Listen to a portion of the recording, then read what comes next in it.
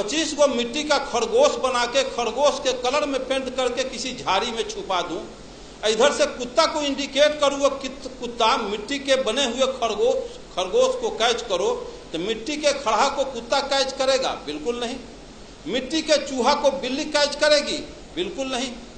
जब मिट्टी के चूहा को बिल्ली नहीं कैच कर रही है, मिट्टी के खरगोश को कुत्ता कैच नहीं कर रहा है, लेकिन हम मानो माटी के हनुमान, शिव, शंकर, दुर्गा, पार्वती, गणेश बना के पेंट पोचारा करके लंगावटा साया साड़ी ब्लाउज पहना के हम कर जोड़ के गिड़गिड़ाते हैं कि हे हनुमान जी, हे दुर्गा जी, हम पर कृपा करो। तो हनुमान के पास बैंक बैलेंस है कि 10-20 हजार से कृपा कर देगा?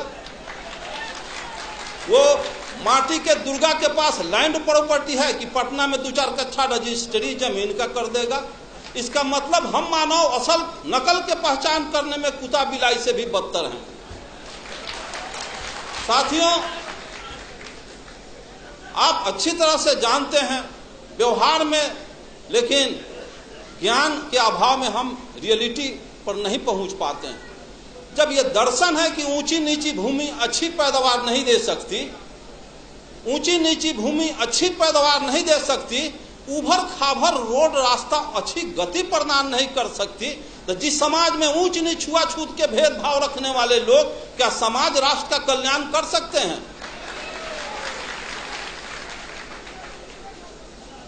ब्राह्मणवाद का सबसे बड़ा हथियार शराब और वरदान। ऐसे क्यों हो गया? तो फलाना ऋषि का शराब था। ऐसे क्यों हो गया? तो फलाना ऋषि का वरदान था। शराब और वरदान में पूरा 90% बैकवर्ड आकंठ डूबा हुआ।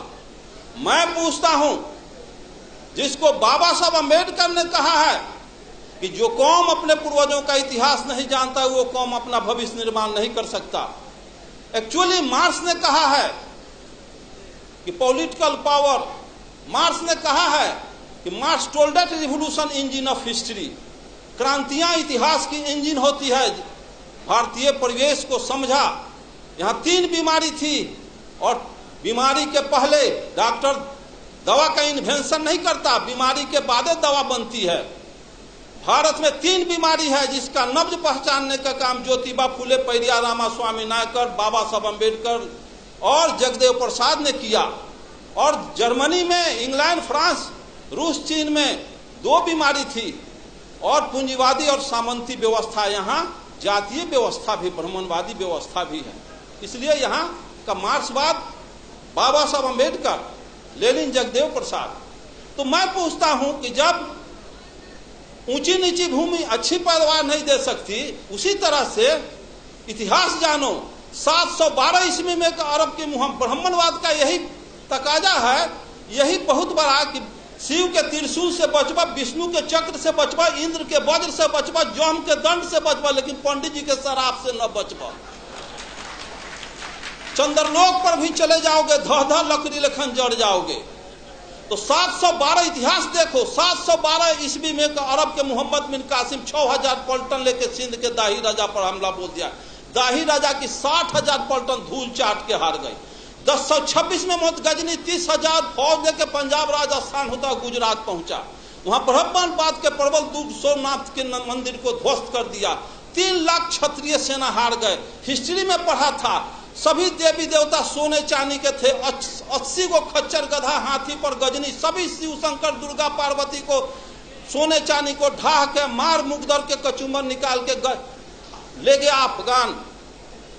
फिर पानी 1193 में गोरी के 12,000 फौज के सामने पृथ्वीराज चौहान के 80,000 फौज धूल चाट के हार गई। सभी मंदिरों को ढा दिया, देवी देवता कबाड़ के ले गया। फिर पानीपत की पहली लड़ाई 1526 में त्राइन के युद्ध में बाबर के 12,000 फौज के सामने राणा संगा की 60,000 फौज धूल चाट के हार गई। तो एक तरफ कहते हो कि शिव के त्रिशूल, विष्णु के चक्र, इंद्र के वज्र, जम के दंड से बचोगे, पंडित के शराब से न बचोगे।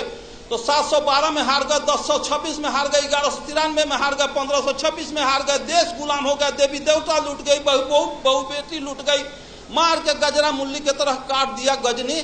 और किसी को सरापना नहीं था कि गजनी गोरी को अंग्रेज को शराब देता तो बॉर्डर के वहीं पर लकड़ी लेखन धह धह जड़ जाता।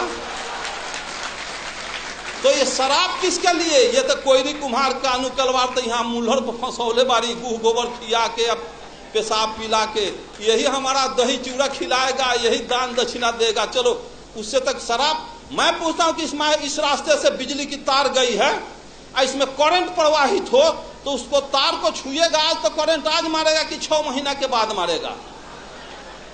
तो जब सोमनाथ के मंदिर में सोने चांदी के देवी देवता गजनी के बाल नहीं टेढ़ कर सका तो गिट्टी छड़ सीमेंट का हनुमान मेरा बयाना बिगाड़ क्या देगा?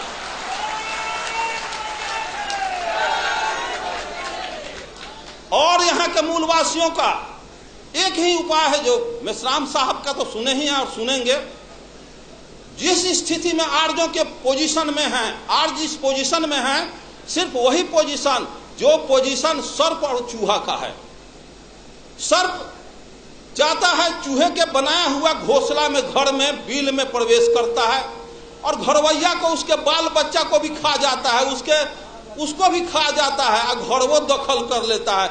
उसी तरह से यहाँ के आर्य बाहर से आया और यहाँ के मूलवासी घरवैया को खा गया, आज भी खा रहा है, घरवो दखल कर लिया। 90% बैकवर्ड गुलाम बना हुआ।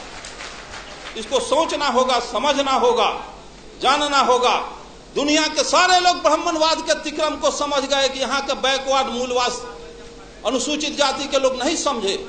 1945 में हिरोशिमा नागासाकी पर परमाणु बम गिरा तो ब्रिटेन के प्राइम मिनिस्टर चर्चिल का हृदय पिघल गया कि हिरोशिमा में, जापान में लाखों आदमी के निधन पर। तो इंटरनेशनल कमेंट किया चर्चिल और कहा कि हम अमेरिका को समझदार समझते थे लेकिन अमेरिका समझदार नहीं निकला।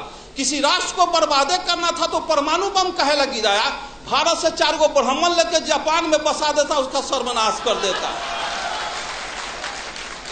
तो 4 ब्राह्मण किसी राष्ट्र को बर्बाद कर सकता है। और जिस देश में घरे घरे ब्राह्मण बसा, अगुआरा पछुआरा ब्राह्मण मरवा गाड़ के छोड़ जात, सत्यनारायण झूठनारायण अंगना में बोला करके अपन कार्य को संपादित करता है, उस देश के बैकवर्ड को कभी कल्याण होने वाला है? पिछड़ा का कल्याण होने वाला है? जब 1919 में ब्रिटिश सरकार अधिनियम 7 के तहत ब्राह्मणों को जज बनने पर प्रतिबंध लगा दिया और यह कहा कि इनके अंदर न्यायिक चरित्र नहीं होता है, तो ब्राह्मण के सारे तिक्रम को अंग्रेज मुगल समझ गए, लेकिन यहाँ के माँ आज तक मूलवासी नहीं समझे हैं, जिसका नतीजा 90% 85% होने के बाद भी 10% सवर्णों